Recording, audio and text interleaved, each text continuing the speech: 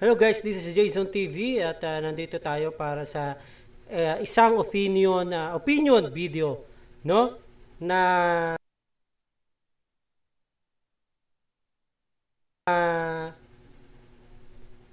ngayon lang uli natin gagawin dahil matagal na rin naman tayong hindi gumagawa nito, guys, no? At nakakapagtaka lang kasi, no? Na gusto lang nating banatan to, no? At syempre, guys, no? Ito ay tungkol sa nangyayaring circus diyan sa Senado tungkol sa pag-acquire ng mga PPEs na ayon sa nandyan sa mga namumuno diyan sa circus sa Senado ay meron daw overprice at meron daw kurakutang nangyari. Yun ang ayon sa kanila, no guys, no?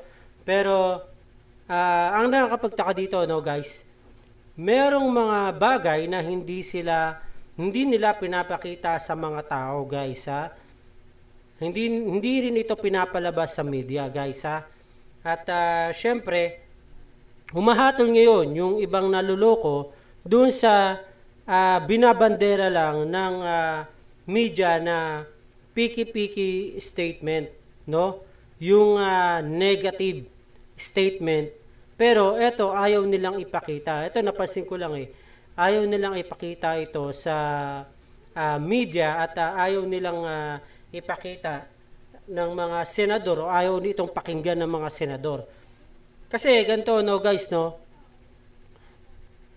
Naimbitahan yung COA mismo doon sa ginagawang investigasyon kuno sa tungkol sa pagbili o pag-acquire ng gobyernong Duterte ng mga health items like mga PPEs na gagamitin sa pandemya. Yan. Ngayon, sabi nila, meron daw korupsyon. Yan. Meron daw korupsyon, guys, na sinasabi silang nakita dito, no guys, no. Pero ang nakakapagtaka, pag pinapanood mo yung hearing, wala nga silang makitang korupsyon. At ang masakit pa dito sa mga ito, no, pinipilit nila na sumagot yung tao ukol doon sa gusto nilang sagot. Pag ayaw nila ng sagot, ay ipapakontempt nila, no? Ano gusto nilang sagot, 'di ba? Nagsasalita naman yung tao na wala ngang korupsyon. At in fact, no?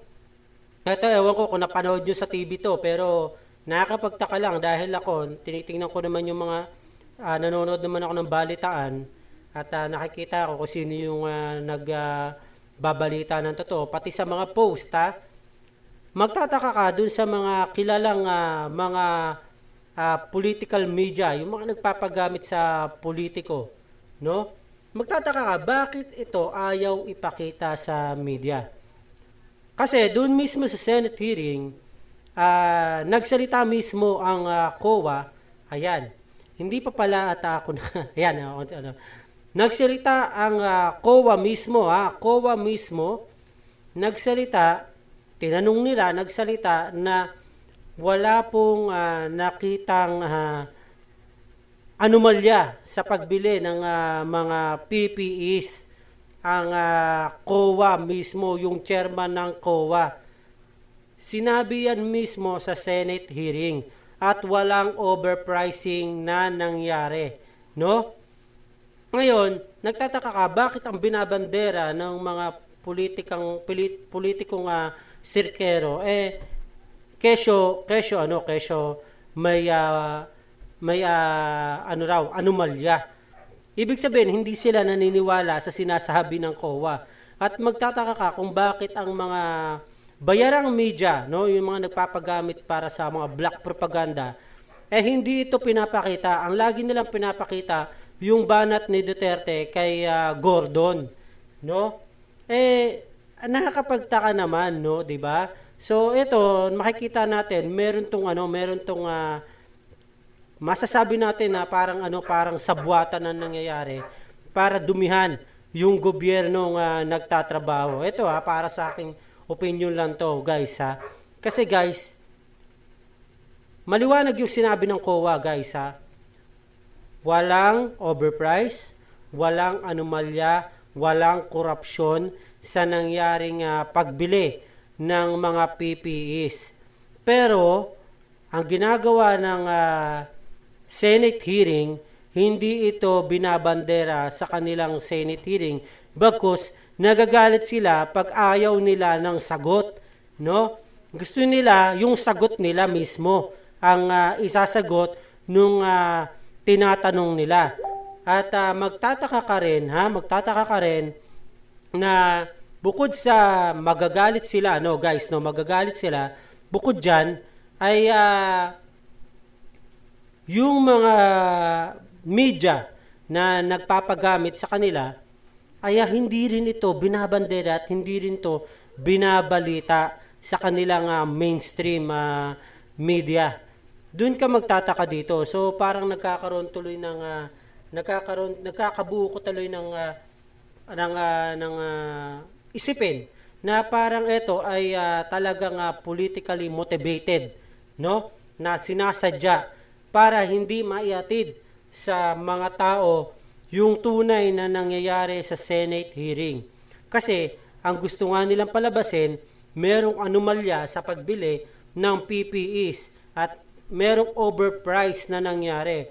Pero in fact, doon mismo sa Senate hearing ay sinabi na mismo ng COA na walang overprice at walang korupsyon na nangyari sa pag-avail ng mga PPEs. Yan. Pero hindi nila pinapakita yan sa media. Ngayon, eto pa, no?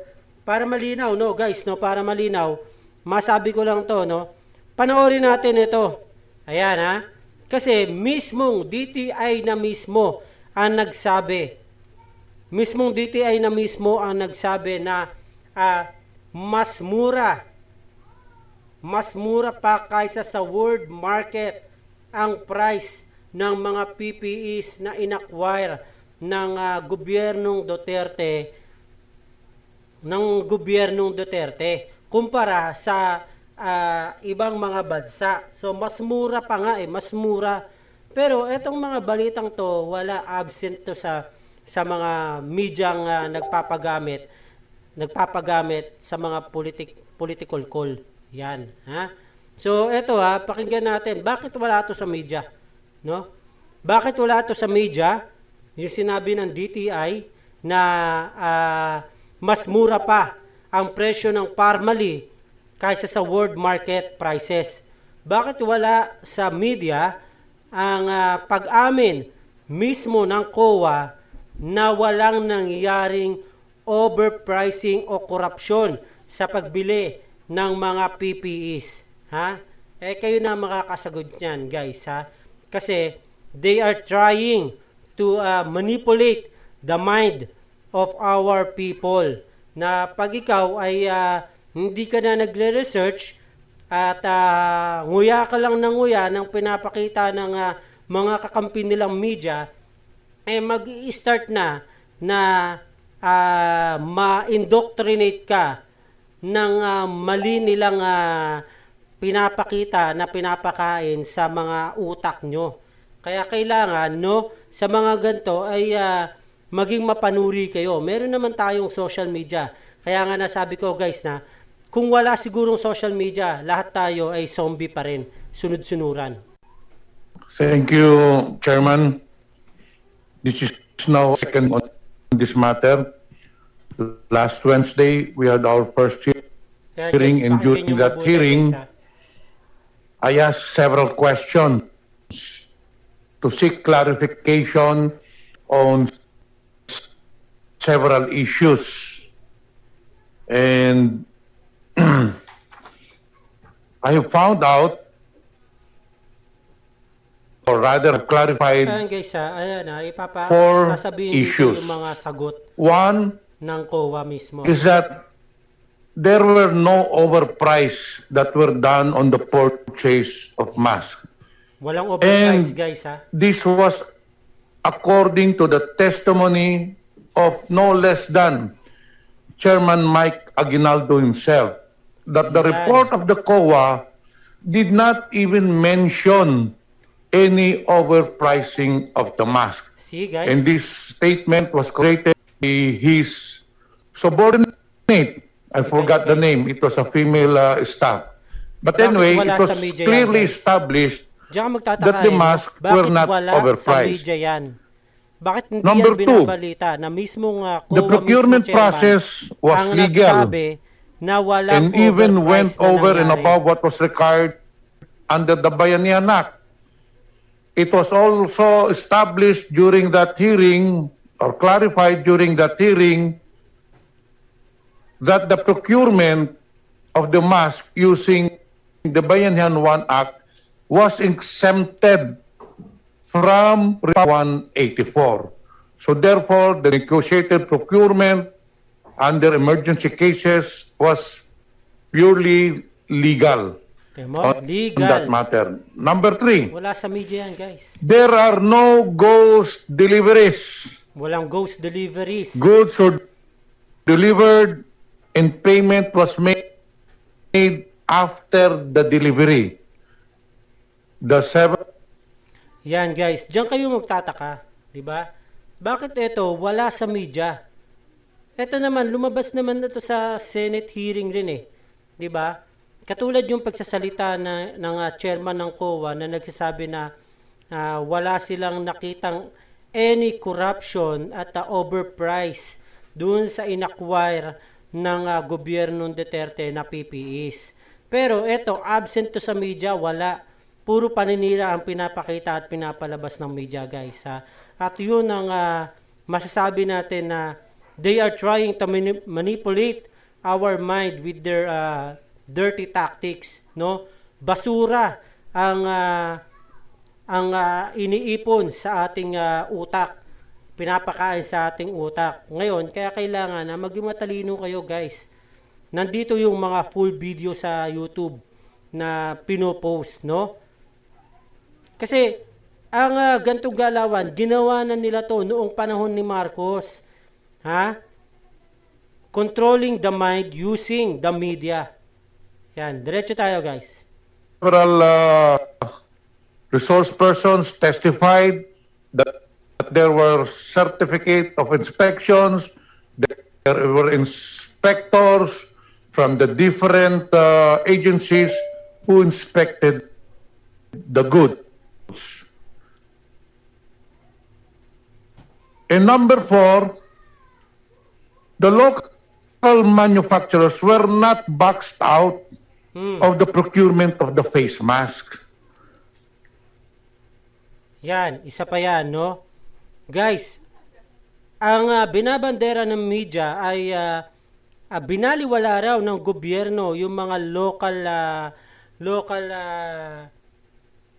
distributor, no, ng PPEs. Mas pinahalagan raw yung Parmali na pag-aari ng China. Eh hindi yan totoo dahil marami pong distributor na galing dito sa Pilipinas ang nagdi-distribute rin ng PPEs. Yan ang malinaw dyan. Pero eto, wala rin ito sa media, no? Wala rin ito sa media kasi nga pinagloloko lang tayo nung mga sirkero sa Senate hearing. In fact, one of the resource persons, I think it was Yusik Lau, showed us that there were 17 suppliers who supplied PPEs. See, guys? Ha? Merong 17 suppliers, Filipino supplier na nag-sold out ng kanilang mga health products para labanan ang pandemic dito sa Pilipinas. Pinocure rin ito ng gobyerno. Hindi lang yung Parmali, guys. Kasi ang pinamumuka ng Senate Circus, bakit raw mas pinahalagahan ng gobyerno yung Parmali Kasi nga raw China daw, no? At bakit raw isinantabi yung mga distributor na Pilipino? Pero doon mismo sa Senate hearing lumabas na maraming distributor na Pilipino ang nakatransaksyon ng gobyerno. Ito wala to sa media kasi nga gusto nga nilang manipulahin yung ating mga utak.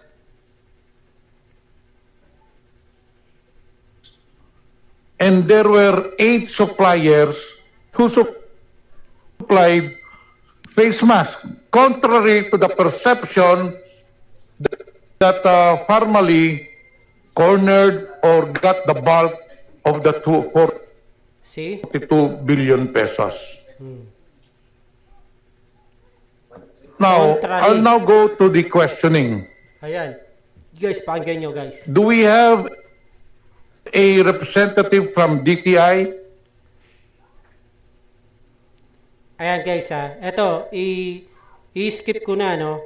Tatanungin mismo yung DTI dito kung ang presyo ba ng Pharmally ay mas mahal? Mas mahal o mahal ba? Meron bang korupsyon na nangyari? Overpriced ba? Tingnan nyo ang magiging sagot mismo ng DTI dito I-ano natin.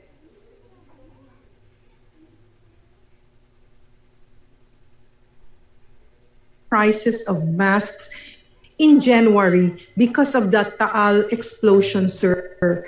So when the COVID pandemic also set in around March, we continued monitoring not only for the Taal eruption but also because of COVID. So minonitor nila yung our price Fair ng Trade mga Enforcement PPE Bureau has been mask monitoring the since supply kaputok and the pa ng prices mga ng of Taal masks in the volcano. market, but it was the Department of Health that set the ceiling What was for your masks. price monitor at that time? Sir, for the monitored prices, our Fair Trade Enforcement Bureau had first their monitored prices, sir, were I think for N95 120 pesos for certain suppliers, what's a range of 105 to 120, and for N88 it was also below what were the world prices for N88, sir. Below. Let me clarify again. Yes, sir. You said that at that time, the price that you were able to monitor for face mask was around 100 to 120 pesos. Is that correct? Yes, sir. Around March, let me check my notes again, sir. For N95, our Skip tayo guys. let me check my notes again, sir.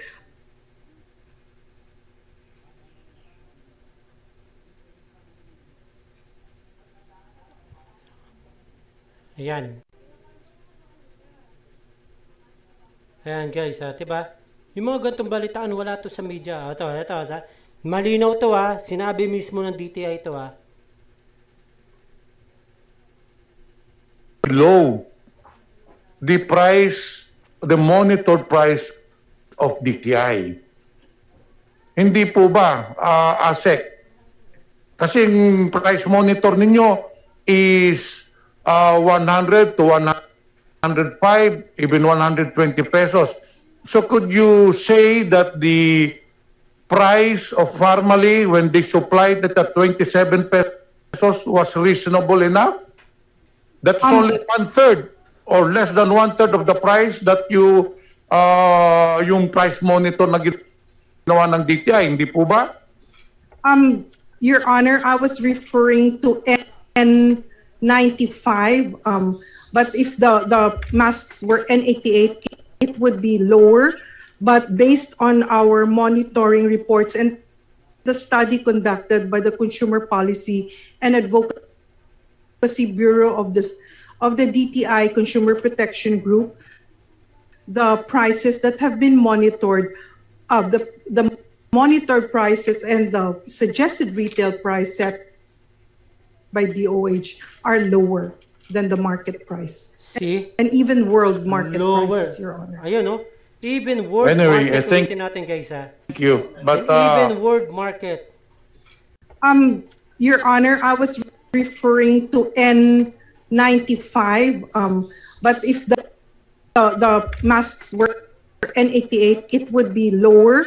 But based on our monitoring reports and the study conducted by the Consumer Policy and Advocacy Bureau of the DTI Consumer Protection Group, the prices that have been monitored, the monitored prices and the suggested retail price set by DOH are lower than the market price and even world market prices, Your Honor. See guys? anyway, thank you. But it is very clear that the supplied masks were lower than the price that you monitored. Hindi po ba? Yes, Your Honor. My next question would be, thank you, ASEC, po. See, guys? Etong mga pangyayaring to, ang tinatanong dito, yung mga talagang nagmo-monitor, yung talagang resource person, no, para malaman yung isang bagay kung totoo ba o hindi. Ha? ASIC to ng DTI, guys, no? Maliwanaw ang sinabi, walang mas mura pa ang presyo ng PPE na binenta kaysa sa world market prices. So reasonable yung ganong presyo. No guys, no? Yung ganong presyo reasonable para dun sa mask. Pero eto, ayaw nga ipakita to ng media. Mas lalo yung ewan ko kung nakita nyo mismong ang chief ng COA ang nagsabi na walang overpricing na nangyari at walang korupsyon na nangyari tungkol dyan sa pagbili ng gobyerno ng mga PPEs para gamitin pantapat sa pandemya.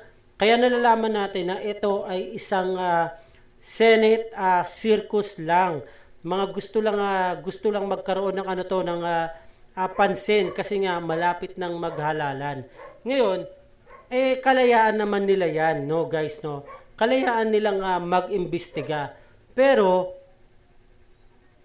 ang pangit dito, no guys, no?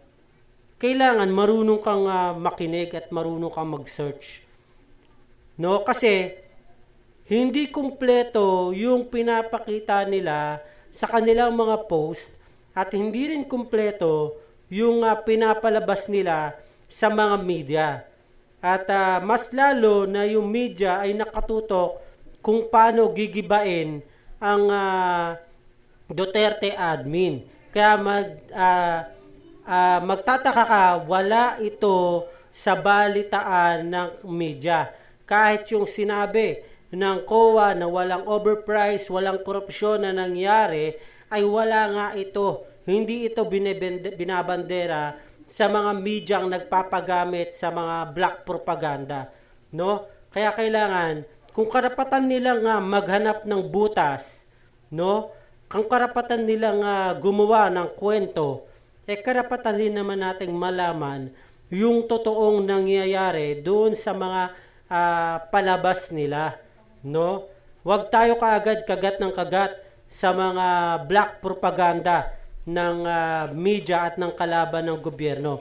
Malinaw po ang sinabi ng ASEC ng DTI, minonitor nila yung mga PPEs, yung presyo ng PPEs, minonitor nila at sinabi nila na mas mura pa kaysa sa world market prices ang binili ng gobyerno, no? Malinaw ang sinabi ng COA chief sa Senate hearing, kung napanood nyo, I'm sure yung iba hindi na napanood dahil yung iba kasi nagpapakontrol sa pinapakita ng media, no? Malinaw po sa Senate hearing ang sinabi ng COA chief mismo na walang overprice at walang korupsyon sa nangyaring pag-procure ng mga health items para ipantapat sa pandemya. Ito lang nga tanong ko guys paano nagkaroon ng overpricing, no? Ang 1,500 pesos na PPEs kumpara sa price ni Aquino bago bumaba, no? Noong 2015 na nag-procure sila ng PPEs na nagkakahalaga ng 3,800. Yan, no? Kung napanood nyo, yan, pinalusatan ni Drilon yan. Pinalusatan po ni Drilon yan. Pero, kung gagamit ka ng utak, no guys. Ha? Kung gagamit ka ng utak, paano naging overprice ang 1,500 pesos na PPEs ngayong pandemya kaysa sa 3,800 na PPEs nung panahon ng mga dilawan na walang pandemya, no? Sino ang overprice? Yung 1,500 o yung 3,800? Kayo na ang makakapagsabi niya kung ano sa dalawa ang overprice. Hindi naman tayo wag lang tayo magpapaloko mga kaibigan, no? Kung karapatan nilang gumawa ng kwento, karapatan rin naman nating malaman yung katotohanan sa likod ng kwento. Wag tayong nguya ng black propaganda, ha? Hindi na tayo katulad noon na umaasa lang sa mga medyang bayaran, no? Meron na tayong source para mag-research, no? Huwag tayong gumaya sa iba, huwag tayong gumaya sa mga trolls, ha? Ayan. So, this is Jason TV at syempre, ito lang ang aking opinion, ha? At sana maunawaan nyo yung aking sinasabi, no? Guys, no? At meron naman tayong pinakita, no, guys, no? Hindi lang sa aking opinion to. Ano, nagpakita tayo ng video na talagang eto yung mga video na to hindi pinapakita sa media, no? So kasi nga they are targeting our mind para pakainin ng kanilang black propaganda.